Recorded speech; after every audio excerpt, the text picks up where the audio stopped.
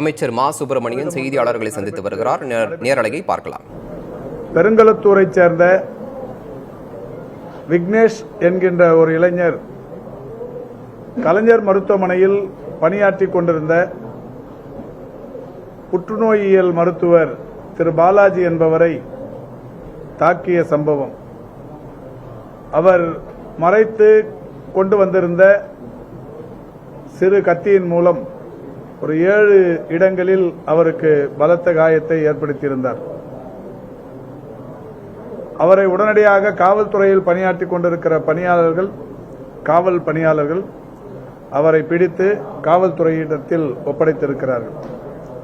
காவல்துறையை பொறுத்தவரை அவரை பக்கத்தில் இருக்கிற காவல் நிலையத்திற்கு அழைத்துச் சென்று விசாரணை மேற்கொண்டு வருகிறார்கள். தாக்குதலுக்குள்ளான மருத்துவர் பாலாஜி அவர்கள்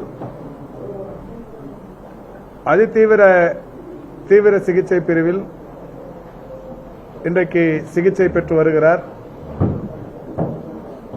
அந்த மருத்துவரை பொறுத்தவரை இப்பொழுது நலமுடனும் இருக்கிறார். கொஞ்ச நேரத்திற்கு முன்னால் வீடியோ காலில் என்னிடத்தில் இப்பொழுது உரையாற்றினார்.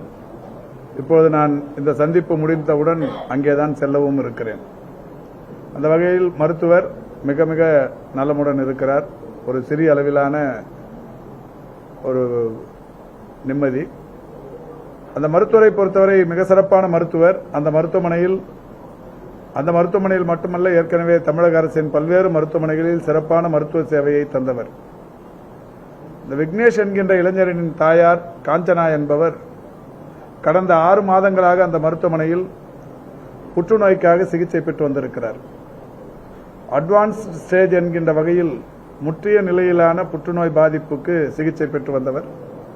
இந்த மருத்துவமனையில் 6-7 தடவை கீமோதெரபி போன்ற சிகிச்சைகள் எல்லாம் அளித்து அவருக்கு சிறப்பான சிகிச்சை அளிக்கப்பட்டிருக்கிறது. இந்த விக்னேஷ் என்பவர் தன்னுடைய தாய்க்கு சரியான சிகிச்சை அளிக்கவில்லை என்கின்ற வகையில் இந்த மருத்துவரோடு காலையில் பேசி தகராறு செய்து அவரை தாக்குதல் நடத்தியிருக்கிறார். இந்த போக்கு என்பது மிக மிக வன்மையாக கண்டிக்கத்தக்கது. அரசு மருத்துவர்கள் மிக சிறந்த வகையில் ஆத்மார்த்தமாக சேவை மனப்பான்மையோடு தமிழ்நாட்டில் பணியாற்றிக் கொண்டிருக்கிறார்கள். குறிப்பாக கொரோனா பேரிடர் போன்ற பல்வேறு பேரிடர் காலங்களில் தமிழக மக்களின் ஒரு மிகப்பெரிய நம்பிக்கையை பெற்ற மருத்துவர்களாக அரசு மருத்துவர்கள் இருக்கிறார்கள். அந்த வகையில் மருத்துவத்தில் குறைபாடு என்கின்ற ஒரு போலியான காரணத்தை சொல்லி தாக்குதல் நடத்துவது என்பது மிக மிக கண்டிக்கத்தக்கது. மருத்துவர்கள் எந்த மருத்துவரும் யாருக்கும் அவர்களுடைய மருத்துவ சேவை என்பது வேண்டுமென்றே நிச்சயம் தவறிழைக்க மாட்டார்கள். குறிப்பாக அரசு மருத்துவர்களை பொறுத்தவரை மிக சிறந்த வகையில் இன்றைக்கு தமிழ்நாட்டுக்கு புகழ் சேர்க்கிற வகையில் பல்வேறு சிறப்பு திட்டங்களின் வாயிலாக கடுமையாக உழைத்துக் கொண்டிருக்கிறார்கள். அந்த வகையில் இந்த மருத்துவர் மீதான தாக்குதல் என்பது கண்டிக்கத்தக்கது. காவல்துறையினர் உடனடியாக அவரை பிடித்து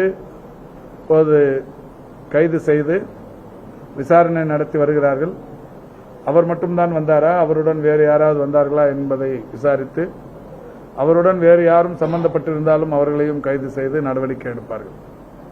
அதிகபட்சமான நடவடிக்கை என்னவாக இருக்குமோ அதையெல்லாம் இந்த விக்னேஷ் என்பவரின் மீது காவல்துறை எடுப்பதற்கு மாண்புமிகு தமிழ்நாட்டின் முதலமைச்சர் அவர்களின் வாயிலாக இன்றைக்கு சொல்லப்பட்டிருக்கிறது. மாண்புமிகு தமிழ்நாட்டின் துணை முதல்வர் அமைச்சர் அவர்களும் அந்த மருத்துவர் பாலாஜி அவர்களை நேரடியாக வந்து பார்த்து அவருடைய தாய், மனைவி, மகள் போன்றவர்களுக்கு ஆறுதல் சொல்லி அங்கே வந்து பார்த்துவிட்டு வந்தார்கள். இந்த சம்பவம் நடைபெற்று முடிந்தவுடன் ஒரு சில மருத்துவ சங்கங்களின் சார்பில் வேலை புறக்கணிப்பு போராட்டம் ஒன்றை அறிவித்திருந்தார்கள். உடனடியாக நானும் துறையின் செயலாளர், உயர் காவல் அலுவலர்கள் எல்லாமே சம்பந்தப்பட்ட சங்கங்களின் நிர்வாகிகளை அழைத்து தற்போது 4 மணியிலிருந்து ஏறத்தாழ 2.25 மணி நேரம் அவர்களிடத்தில் பேசி அவர்களும் பல்வேறு வகைகளில் இன்னமும் என்னவெல்லாம் தமிழ்நாட்டின் மருத்துவத்துறையில் அவர்களுக்கு கூடுதல் எதிர்பார்ப்புகள் இருக்கிறதோ போன்ற பல்வேறு விஷயங்களை சொல்லியும் இருக்கிறார்கள். ஏற்கனவே தமிழக அரசு அவர்களுக்கு வெளிப்படைத்தன்மையோடு செய்து கொண்டிருக்கிற விஷயங்களுக்கு நன்றி பாராட்டியும் சொன்னார்கள். இந்த நிலையில் அவர்கள் அதிகம் அனைவருமே கேட்டது மருத்துவமனைகளுக்கு கூடுதல் பாதுகாப்பு வேண்டும் என்கின்ற வகையிலான அந்த செய்தி. குறிப்பாக கலைஞர் மருத்துவமனையை பொறுத்தவரை மாண்புமிகு தமிழ்நாட்டின் முதலமைச்சருடைய அறிவுறுத்தலுக்கு ஏற்ப இப்போது உடனடியாக அவுட் போஸ்ட் ஒன்று திறக்கப்பட்டிருக்கிறது. அந்த மருத்துவமனை வளாகத்திலேயே அவுட் போஸ்ட் இப்போது திறக்கப்பட்டிருக்கிறது.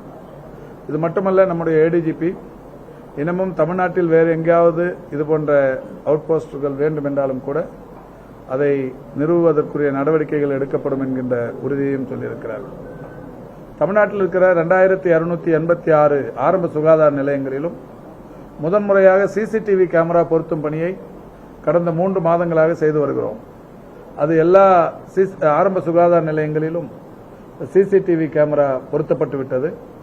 அதற்கு ஒரு சர்வர் மட்டுமே பொருத்தப்பட வேண்டும். அந்த பணி மிக விரைவில் முடிக்கப்பட்டு சிசிடிவி கேமரா ஆரம்ப சுகாதார நிலையங்களிலும் வரவிருக்கிறது.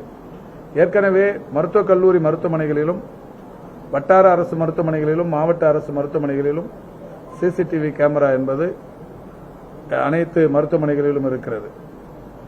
மருத்துவர் சங்கங்களைச் சேர்ந்த நிர்வாகிகள் கூடுதலாக சொன்னது, நோயாளிகளுடன் வருகிற அட்டெண்டர்ஸை அவர்களுடைய எண்ணிக்கையை குறைக்க வேண்டும், சரிப்படுத்த வேண்டும் என்று சொல்லியிருக்கிறார்கள்.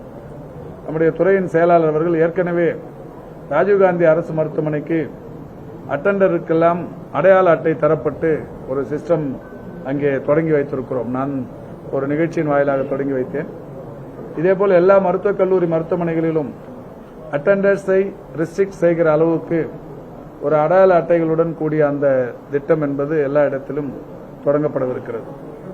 இப்படி இந்த மருத்துவ சங்கங்கள் அதிகபட்சமாக கேட்ட இந்த பாதுகாப்பு சம்பந்தமான நடவடிக்கைகள், அவர்களுக்குரிய பாதுகாப்புகள் என்கின்ற வகையில் பல செய்வதற்கு உறுதியளித்திருக்கிறோம். அனைவரும் மகிழ்ச்சியோடு கலந்து சென்றிருக்கிறார். இல்ல, இப்ப பொதுவாகவே ஒரு மருத்துவமனை இன்னைக்கு காலையிலிருந்து 2000 பேர் வராங்க. அங்க காவலர்கள் இருக்கிறார்கள், ஆயுதம் தாங்கிய காவலர்கள் இருக்கிறார்கள் என்றாலே ஒரு மாரல் ஃபியர் தான். அந்த அச்சத்தை பொதுமக்களுக்கு ஏற்படுத்துவதுதான். நமக்கு பாதுகாப்பு இருக்கிறது என்கின்ற ஒரு இது மருத்துவர்களுக்கு ஏற்படும், மருத்துவம் சார்ந்த களப்பணியாளர்களுக்கு ஏற்படும், நோயாளிகளுக்கு ஏற்படும். அந்த ஒரு உணர்வை ஏற்படுத்துவதற்குத்தான் இது. எல்லா இடத்துலயும் எல்லா நேரத்திலையும் நடந்துறது இல்லது.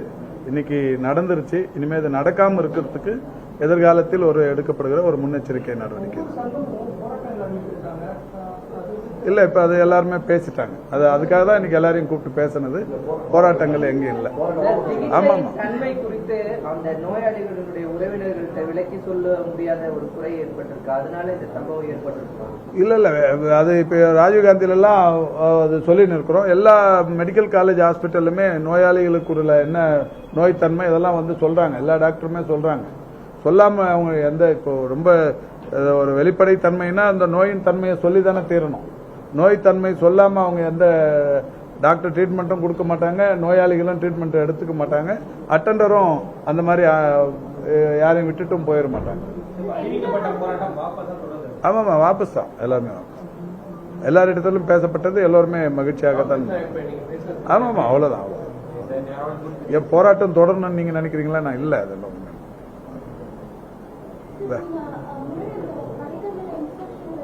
என்னம்மா?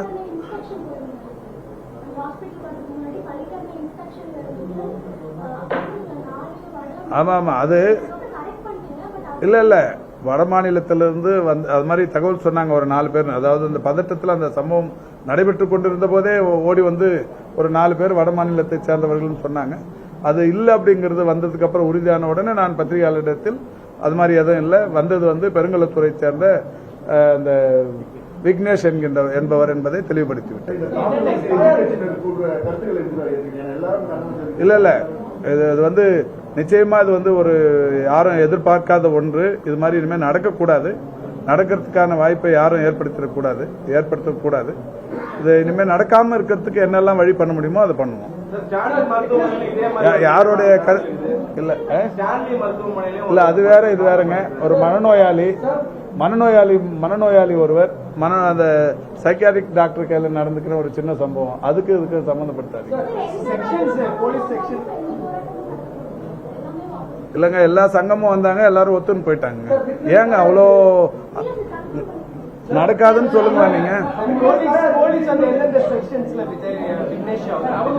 இல்ல இப்ப பிரஸ் ரிலீஸ் பண்ணுவாங்க. காவல் ரோந்து பணிகளை ஈடுபடணும், காவல்துறை பாதுகாப்பு, அதெல்லாம் என்னென்ன காவல்துறை சார்பில் அவங்க கேட்ட கேள்விக்கெல்லாம் சொல்லியிருக்கிறாங்க, பண்றேன்னு சொல்லியிருக்காங்க. என்னங்க டெஃபினட்டா பார்க்கப்படும். அவங்க அந்த அம்மா எதிரி இல்லையே. அவங்க வந்து 6 மாசம் இங்கதான் ட்ரீட்மெண்ட் எடுத்துட்டு டிஸ்சார்ஜ் ஆகி போயிட்டாங்க.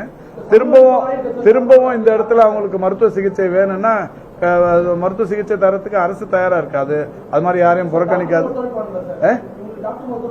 அதெல்லாம் டாக்டருங்களை பொறுத்த வரைக்கும் அந்த மாதிரி மனக்கசப்பு யார் பேர்லயும் வச்சுக்க மாட்டாங்க. யார் பேர்லயும் வந்து விரோதத்தன்மையோட அவங்க ட்ரீட்மெண்ட்டும் எந்த காலத்திலும் எடுக்க மாட்டாங்க. தன்னை குத்தம் வந்தவனா இருந்தாலும் அவனுக்கு ட்ரீட்மெண்ட் எடுத்து அவனை காப்பாற்ற தான் முயற்சி பண்ணுவாங்க. டாக்டர் தொழிலுங்கிறது ஒரு புனிதமானது. ஹிப்போக்ரட்டிக்ஸ் அந்த ஓத்து எடுக்கிறப்பவே இதெல்லாம் சொல்லிட்டு தான் அவங்க உறுதிமொழி எடுத்துக்கிறாங்க. இல்ல இப்ப சொல்லிட்டோம். இல்ல இப்ப அதுக்காக தான் போயிருக்காங்க. அது ஒன்னும் பிரச்சனை இல்லை. ஆமா எல்லாரும் மகிழ்ச்சியா தான் போனாங்க. ஆமாங்க, சொல்லிட்டு தாங்க போயிருக்காங்க. ஒன்னும் பிரச்சனை இல்லை. சார், இப்ப மருத்துவர்களுக்கு பிரச்சனைனா அது வந்து சொல்றாங்க. இப்ப அங்க இருக்கிற நோயாளிகள் இந்த ஃப்ரஸ்ட்ரேஷன்னாலதான் அவங்க வந்து அந்த தாக்குறது, இந்த மாதிரி டோல் ஃப்ரீ அந்த மாதிரி வைப்பீங்களா நோயாளிகளுக்கு? ஏற்கனவே 104 இருக்குங்க. 104ல ஒரு 40க்கும் மேற்பட்ட ஆலோசகர்கள் எப்பவுமே 24 மணி நேரமும் ரவுண்ட் த கிளாக் இருக்காங்க. யாருக்கு எந்த பாதிப்பு இருந்தாலும் அதுல சொன்னா பேசினா உடனடியா சம்பந்தப்பட்ட துறைகளுக்கு அது செய்தி சொல்லப்பட்டு உடனடியா நடவடிக்கை மேற்கொள்ளப்பட்டு வருது.